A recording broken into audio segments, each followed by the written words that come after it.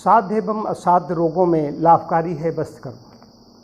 आज बस्त्र कर्म पर चर्चा कर रहे हैं। आयुर्वेद में बस्त्र कर्म का बड़ा महत्व है। जो पंचकर्म की बात मैंने कही, पंचकर्म में एक प्रधान कर्मों में एक कर्म है बस्त्र कर्म। इस पर मेरा लेख प्रकाशित हुआ था, इसको आप देख सकते हैं।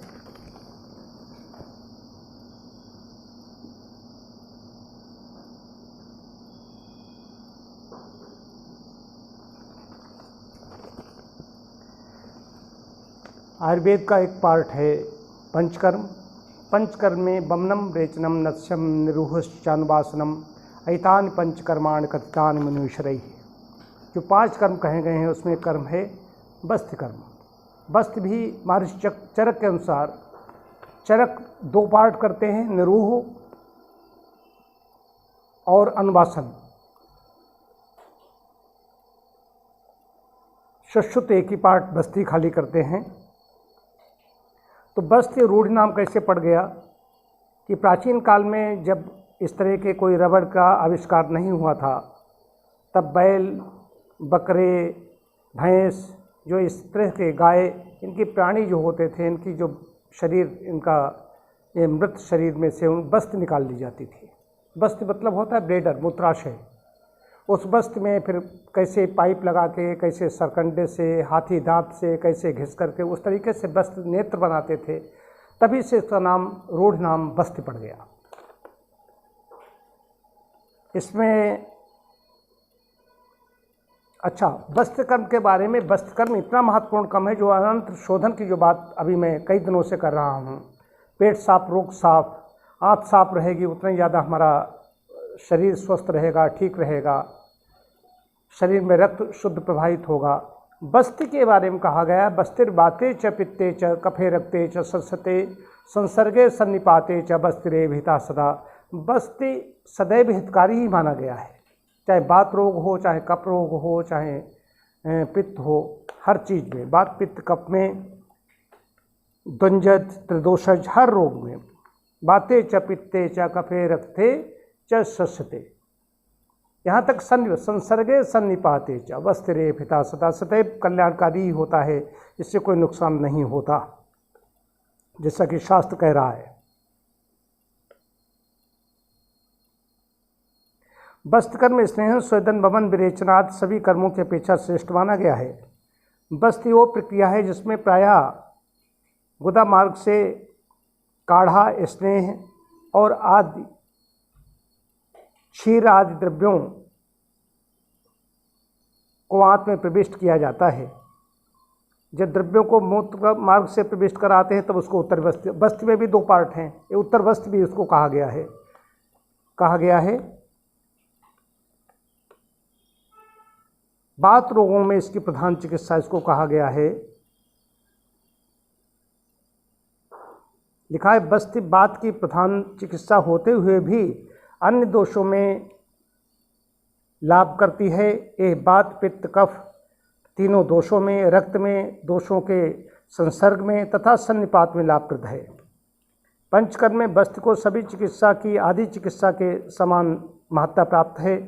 कुछ विद्वान तो उसे संपूर्ण चिकित्सा मानते हैं, कोई विद्वानों ने इसको संपूर्ण चिकित्सा माना है। बस्त्र कर्म बृहद विषय है, इस लेख में सभी बातों का उल्लेख असंभव है। अधिष्ठान के आधार पर बस्त्र के 4 भेद, पक्वाशय, गर्भाशय, मूत्राशय और व्रण में द्रव्यों को पहुँचाना। द्रव्य के आधार पर बस्त्र के 2 प्रकार हैं, निरूह बस्त्र, अनुवासन बस्त्र। इसमें कहा भी, सदोषम निर्हरणात् शरीर दोष हरणात् द्वा निरूहाः वयः स्थापनात् आयु स्थापनात् या आस्थापनम। जो दोषों का निर्हरण करती है, दोषों को बाहर निकालती है, उसको निरूह बस्त्र कहा गया है। और जो वयः स्थापक होती है, आयु को स्थापित करती है, उसको आस्थापन वस्त्र कहा जाता है। निरूह वस्त्र में क्या करते हैं, जिस वस्त्र में क्वाथ की प्रधानता होती है उसे निरूह वस्त्र कहते हैं। निरूह वस्त्र का दूसरा नाम आस्थापन वस्त्र है। दोषों को शरीर से बाहर निकाल देने के कारण अथवा रोगों के हरण के कारण इसे निरूह कहा जाता है। वय स्थापन करने के कारण इसे आस्थापन कहते हैं। निरूह बस्त्र में क्या करते हैं, जिस वस्त्र में क्वाथ की प्रधानता होती है उसे निरूह वस्त्र कहते हैं। दोषों को शरीर से बाहर निकाल देने के कारण अथवा रोगों के हरण के कारण इसे निरूह कहा जाता है। वय स्थापन करने के कारण इसे आस्थापन कहते हैं। हाँ, आस्थापन कहते हैं। वह आस्थापन भी, निरूह भी कहते हैं। दोषों का निर्हरण करती है, वह स्थापक है। कार्मुकता के आधार पर निरूह वस्त्र के कई भेद हैं। कब कैसी वस्त्र दी जाए ये चिकित्सक की योग्यता पर निर्भर करता है। निरूह वस्त्र के भेद माजतौलिक वस्त्र, यापन वस्त्र, सिद्ध वस्त्र और युक्तरत वस्त्र। अब दूसरी वस्त्र आती है अनवासन वस्त्र।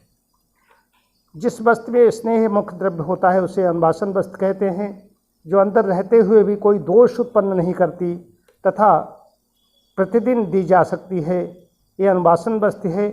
मात्रा के आधार पर इसके भी 3 भेद हैं: स्नेह वस्त्र, मात्रा वस्त्र और अनवासन वस्त्र। प्रत्येक रोगों को उसके रोग के अनुसार वस्त्र कर्म कराया जाता है। प्रत्येक रोगी को उसके रोग के अनुसार वस्त्र कर्म कराया जाता है। शोधन, लेखन, स्नेहन, ग्रहण, दोषहर, शमन, उत्क्लेशन, दीपन, तीक्ष्ण, मृदु, करशय, रसायन, वर्ण प्रसादन, बाजीकरण आदि विभिन्न प्रकार से वस्त्र कर्म कराते हैं। जैसे किसी का मोटापा कम करना है तो उसे लेखन और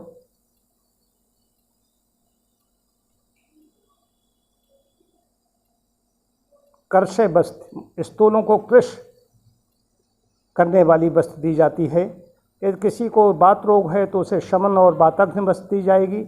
बच्चों, वृद्धों तथा कमजोर को मृद वस्त्र दी जाती है। इसमें और भी भेद दिए गए हैं। तो ये वस्त्र भी वही काम करती है। ये जो कल हम एनीमा की चर्चा कर रहे थे, एनीमा वस्त्र में बहुत बड़ा भेद है। वस्त्र बहुत बड़ा मतलब विषय है। कई आचार्यों ने इसको संपूर्ण चिकित्सा भी कहा है, लेकिन उससे कई गुना, एनीमा से कई गुना ये वस्त्र अच्छी मानी जाती है। वस्त्र से शरीर के दोषों का निर्हरण भी होता है, दोष भी बाहर निकलते हैं।